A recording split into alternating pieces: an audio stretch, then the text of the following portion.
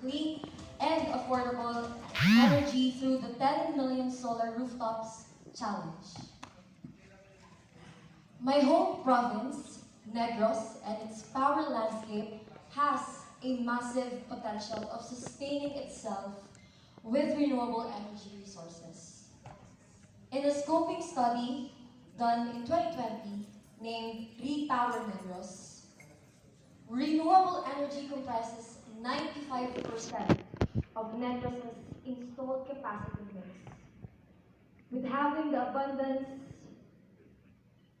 with 47% solar as the biggest share.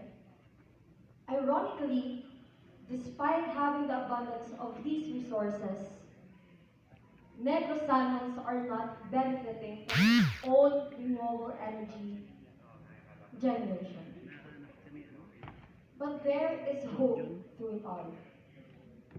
Last July 16, multi-sectoral stakeholders gathered in Bacolod City for the campaign launch on distributed renewable energy under the banner of One Negros for Renewable Energy,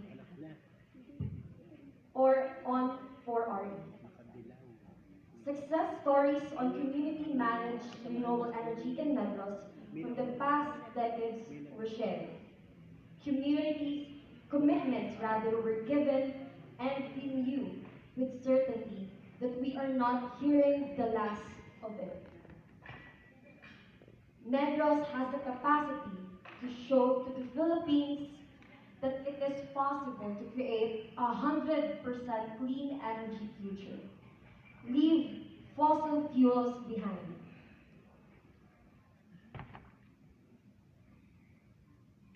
And contribute to what a just energy transition looks like.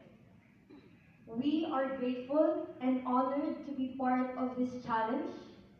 We stand here in comfort, knowing that this is the start of something that will not only be shaped by the hands of few, but will be collectively labored for by the many. From our beloved community of women, disabled, and queer defenders, we say this with certainty, but only because we have seen it with our own eyes. Our renewable energy future is within reach, especially when we switch on the power of our communities. And we are glad to stand here with all of you today as we take this leap together. Padayon kita sa mahilway na kadalagan. Madaming salamat.